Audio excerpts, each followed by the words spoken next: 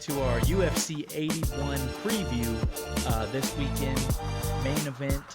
Another one in the Apex. Another one in the Apex, which is kind of disappointing. Edson Barboza, the legend, taking on Yusuff. That's the main event. We're going to start with the first fight of the main card, though. I think there's 6 fights in this main card. They just added one a couple days ago. Yeah, and I think they're even trying to do that cancellation from last weekend. Felipe Lins and Ian Cutelaba. They're trying to move that to this weekend as well. Yeah, so we'll see if that happens. But the first fight we're going to cover is Christian C-Rod Rodriguez, 9-1 overall, 2-1 in the UFC, coming off of a win against Rosa Jr. He kind of ended the teenage hype. Not ended the hype, but kind of... It did stop the train, slowed down the train. Slowed it down.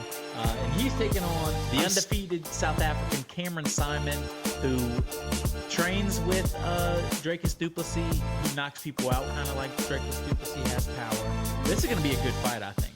Yeah, I'm still in the camp that if you lose to Raul Rosas Jr., you need to retire, because he's a teenager beating grown men up in the UFC. So good job, Christian Rodriguez, for getting to not retire. C-Rod's 2-1 in the UFC. You know, he's got a tough fight ahead of him with the knockout power of Cameron Simon. Honestly, on this one, I think the South African takes it. I think Simon being 9-0 isn't a fluke. He's 3-0 so far in the UFC. 2 finishes, I believe it was. Yeah, 2 knockouts. 2 KO finishes. Right. He has 6 total knockouts, 1 submission, 2 decisions. He's never lost a fight. I think he moves to 10-0 this weekend because he's an explosive striker, but he's also smart. He knows when not to just rush in there. He knows when to, kind of stand back and, time his shots. Yeah, these are 2 guys, too. Rodriguez, 25. Cameron Simon, only 22. So 2 young guys and who have all the potential in the world, honestly, to keep moving up the rankings. I agree with you, though. I think Simon gets it done. I think he stays undefeated. Rodriguez, I think he's going to put up a good fight, and it's going to be a good fight, but I think Simon just has a little too much power.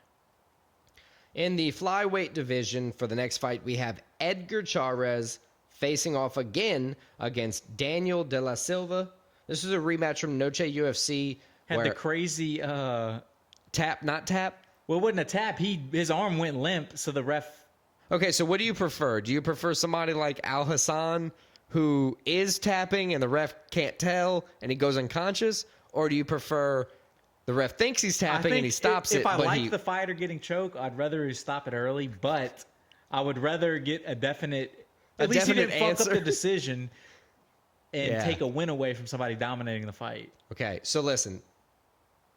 Weirdly enough, Edgar Chairez was winning that round by a triangle choke. The ref thought De La Silva was tapped. His arm kind of went limp on the last fight. It didn't. They looked at the replay. That took away his first win in the UFC. He's 0-1-1 now in the UFC. Yeah. Neither of these guys have a UFC win, by the way. It's pretty crazy. Chairez is built like a freaking door. He has the broadest, flattest chest I've ever seen. He has a Dustin Poirier wide body. Yeah, but I don't know. It looks like his back is on backwards. It's weird. So that's a big rematch.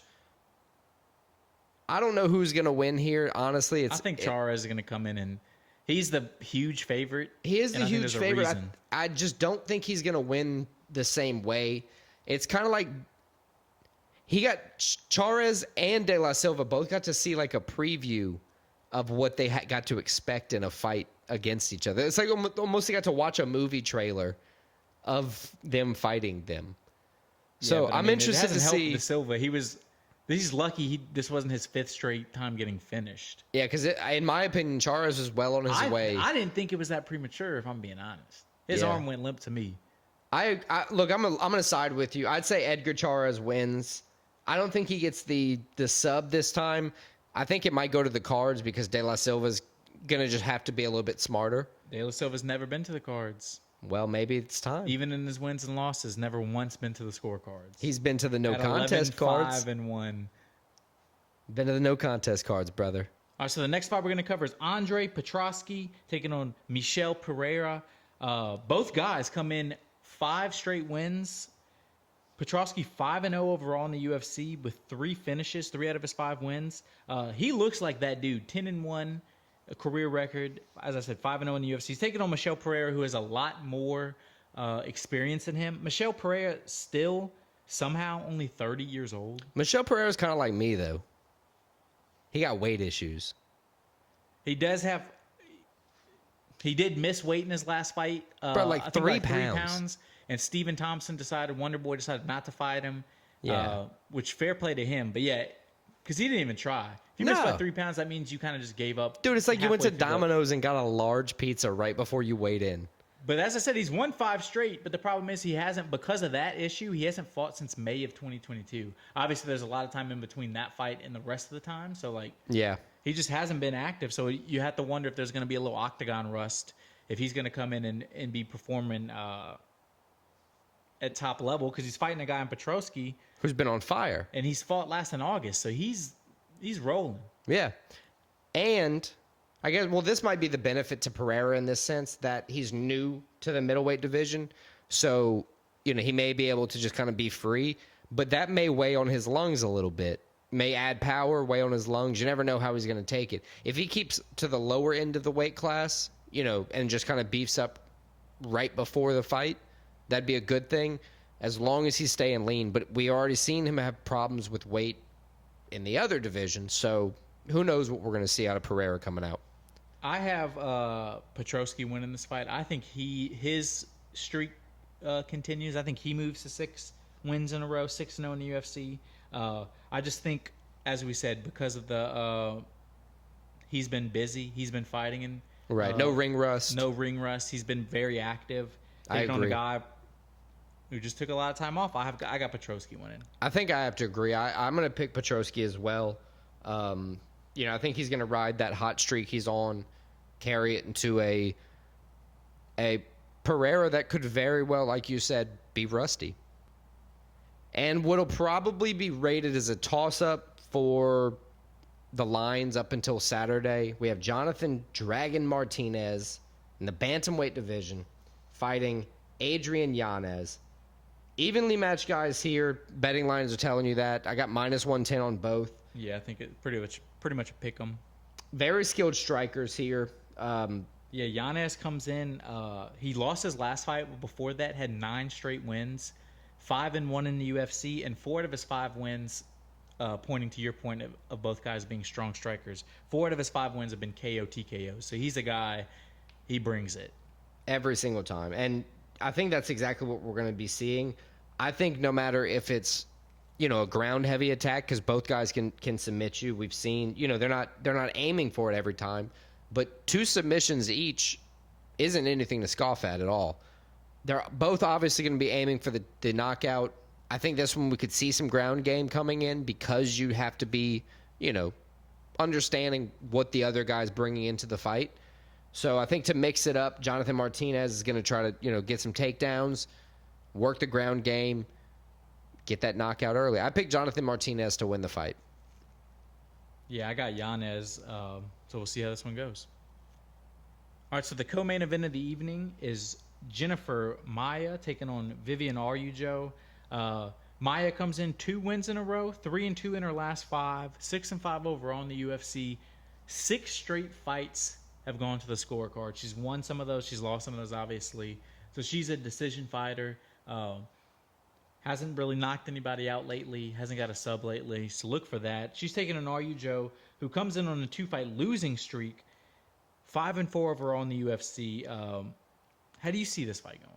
Well, to be honest, she did lose to Lady Killers, Amanda Ribas and Alexa Grasso. So it's that is fair. It's not like she lost to nobodies. So honestly, I think this is going to be still Jennifer Maia's fight. I think she's just more poised. I think she's kind of got that success in her favor, giving her motivation. Winning a couple, having early success recent is going to just help her get the win, in my opinion. I think she's going to win by decision. A lot of women's fights do end like that, especially on the fight night ones because they're not ranked, so they're not as good. So, you know, I think we get a Jennifer Maia win here. What do you think? Yeah, I think we both agree. I think Maia wins. I think it's probably by decision. All right, so to kick off the main event for UFC Vegas 81, we have Sodiq Yusuff in the featherweight division taking on the legend Edson Barboza. These two guys have tons of combined experience, but Barboza's, you know, just got years under his belt. He's been in the UFC since 2010. I think I was a junior, sophomore in high school. Nuts. Yeah, it is crazy. He's an exciting fighter, as you said, a legend. I think he's one of the more entertaining fighters to watch because he's such a good kickboxer. Yeah. And he's so good at striking. He's also, for being 37 years old, he's fucking ripped. It's crazy. I always not get weird, like, looks, but it's like when I look at him, I'm like, how? Like, how do you do that? It's crazy. And his last fight was a crazy knee knockout against Billy Q. Yep. So it looked like he kind of maybe found a little bit of his magic back. He found his mojo. Age versus experience in this one. You know, you got Yusuff. Yusuff is coming off 2 straight wins. He is, but he's younger. I think not he's younger. I think to the 7 years benefit younger. of Barboza, the fact that he has more experience is actually going to give him the edge. Yusuff is 6-1 in the UFC, so it's not like he's new, but he hasn't fought in over a year. So I think, as you said, the ring rust combined with experience, I'm picking Barboza in the fight. I think it's going to be an exciting fight. I think it's going to be worthy action-wise of a main event. I'm excited for this. I mean, a free fight after, I will be honest, after having no fights 2 weeks ago, I don't care who's fighting. I'm watching them. I was trying to go find like hobo fights around town or something to watch because I was just bored, dude. So you got Barboza too? I got Edson Barboza, the legend, keeping it on the grill.